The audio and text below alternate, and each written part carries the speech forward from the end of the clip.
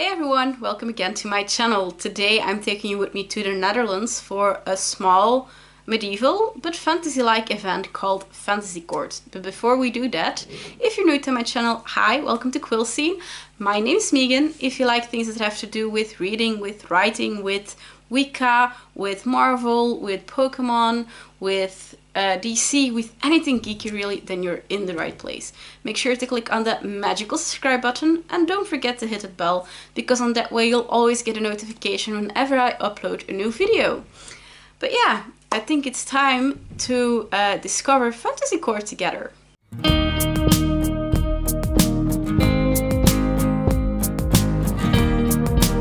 So Fantasy Court was hosted on Sunday the 11th of June on the campus of the University of Eindhoven in the Netherlands.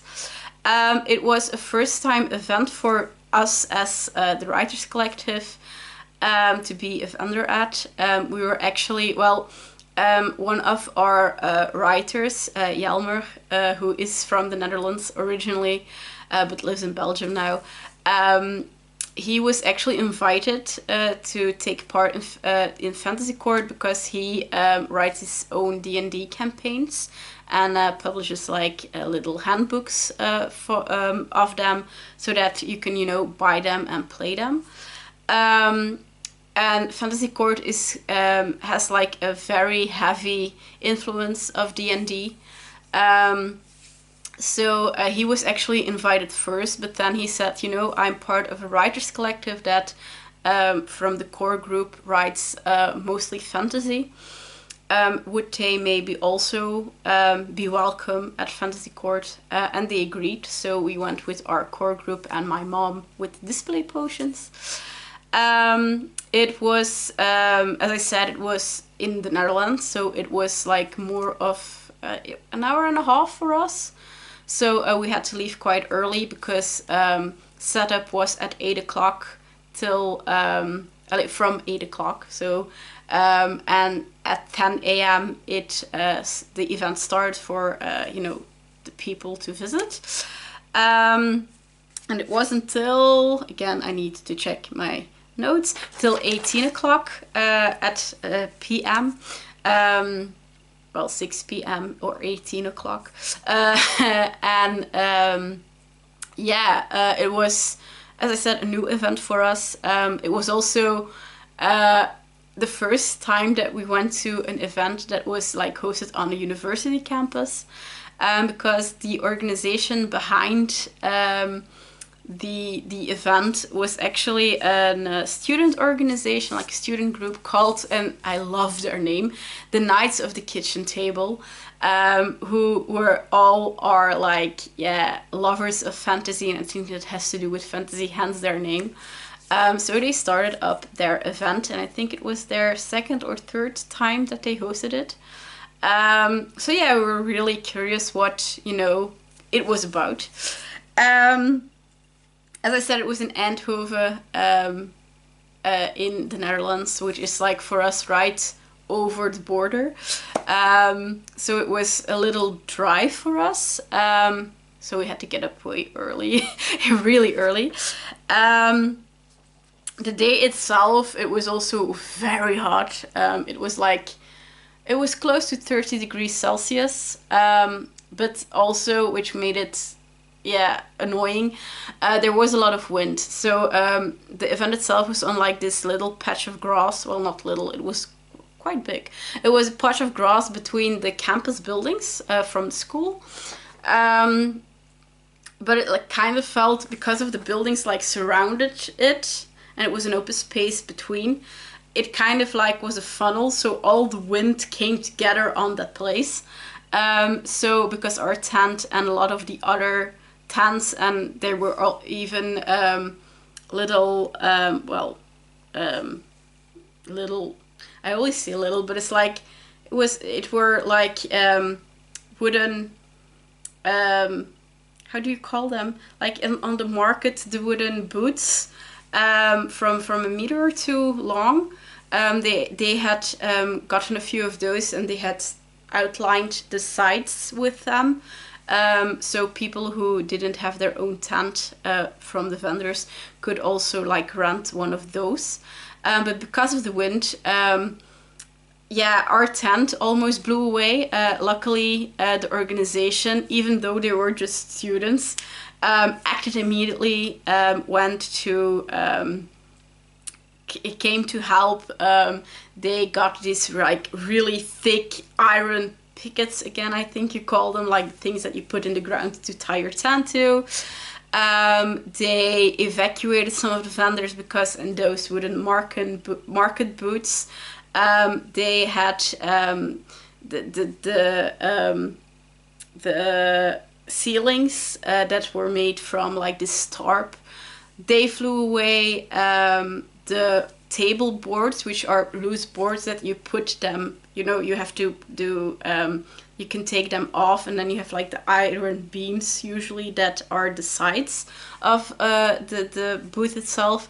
So the wooden tables even flew away at some parts. All the merchandise of the vendors, of course, blew away. So that was, a bit annoying. But there were like only like burst moments of those. For like in between two hours or something like that. So it was annoying, but okay, the organization did their best, to help everyone. Also, because it was so hot, they often came to check in, like if we had sunscreen, if we drank enough, because they offered free sunscreen and free water for the vendors, and even for the sunscreen also applied, I think, for the people who visited. But as I said, we were there with our normal booth of 2 tents that hosted my mom, who did our magical treasure side of business, being our display potions. Then me, Morgan Late, with my books, was there. Dimitri Balcaen, Petra Doom, Jelmer, of course, Mathias Maho, and Stewart. So me, Mathias, Petra, Pen, and Dimitri are all fantasy authors. And then Jelmer Panman, who is better known as Helden op Papier, Heroes on Paper.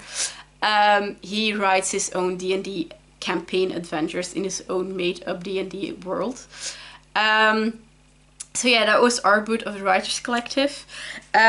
Further, there were a lot of booths that had links with, of course, D&D, but also like fantasy-related stuff, jewelry, things made out of clay. It was very fun. They also did workshops at picnic tables where you could like paint your own D&D minifigure. There was a little cute stage where people came to play folk music, which also led to like an initiation lesson of folk dancing, which was also fun. And then there was also a sword fighting group that did demonstrations of sword fighting.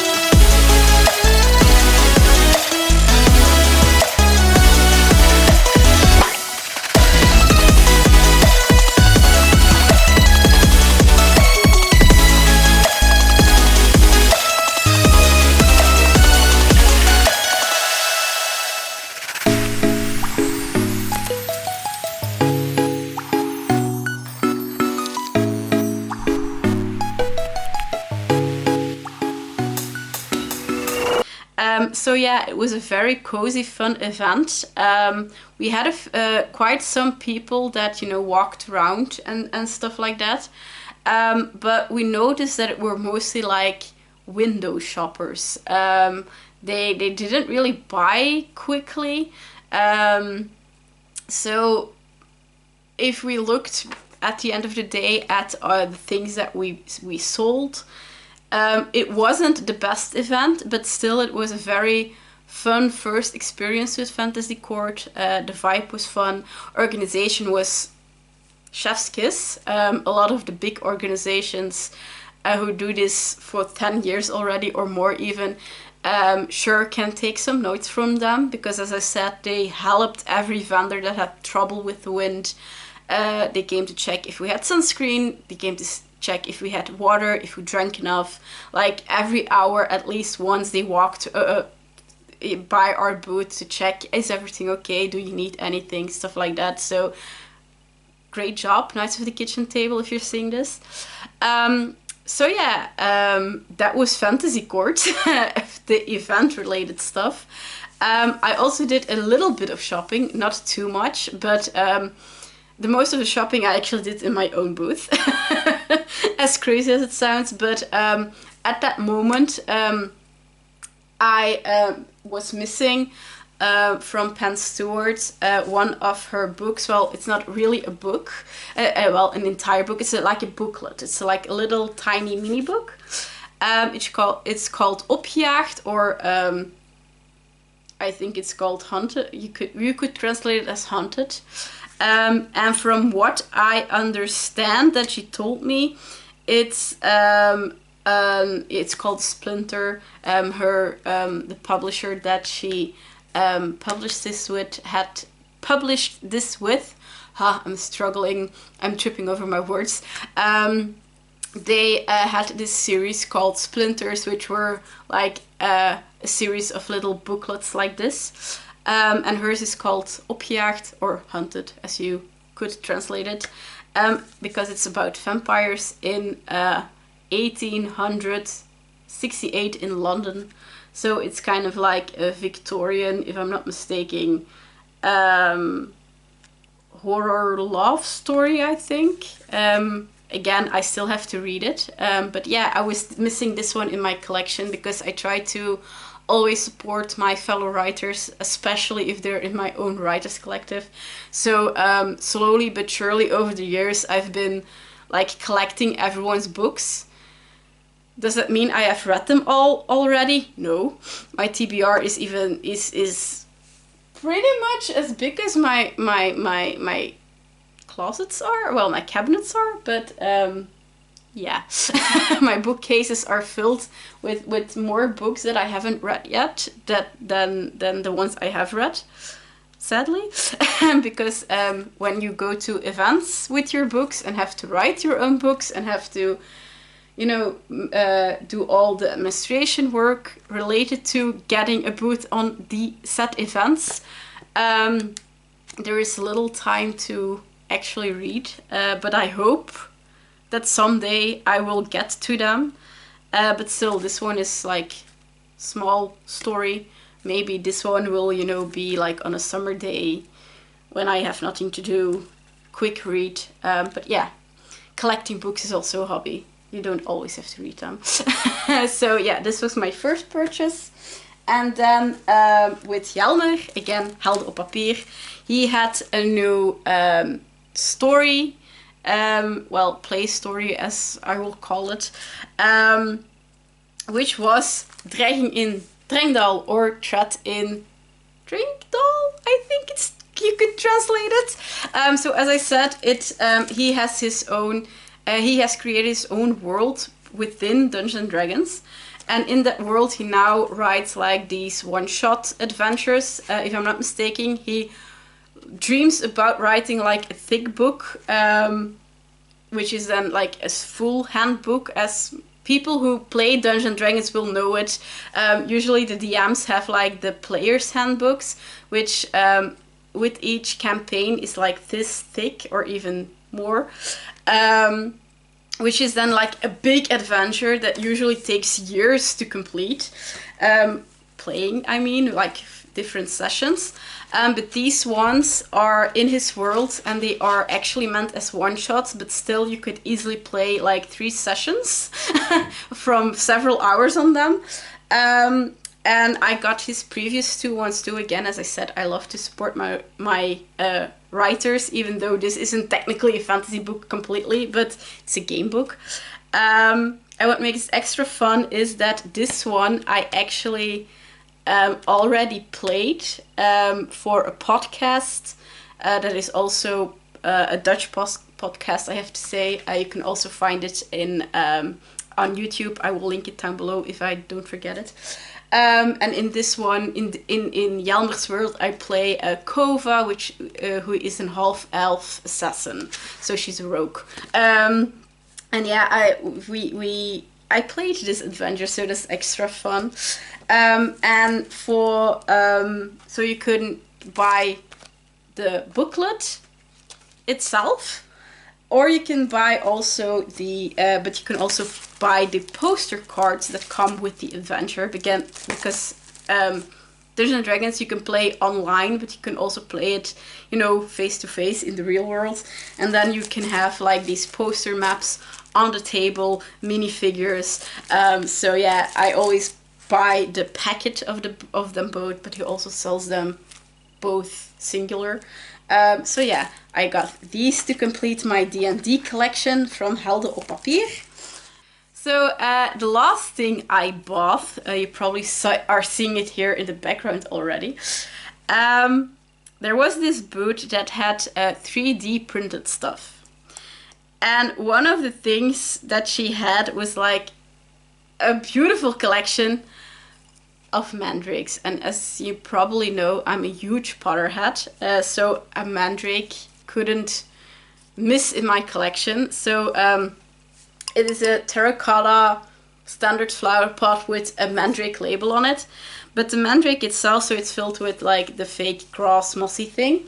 But the mandrake itself, its body, look how pretty. Its body is 3D printed. And then she puts in the eyes also, and then like the little floof of greens. I know it's not an accurate mandrake because they have like these 2 leaves usually. But this one has like purple flowers in it and purple eyes. One of my, well, purple and pink are my favorite colors. So when I saw this mandrake, I just fell in love. I couldn't help it, okay? He's so cute, he's so fluffy. And the best part of it, he doesn't scream or cry. So, sweet little mandrake.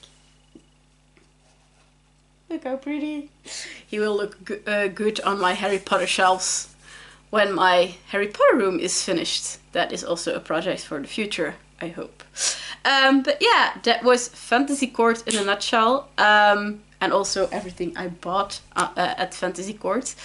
Thank you guys so much for watching this video. If you liked it, please give a little thumbs up because you're more than you know.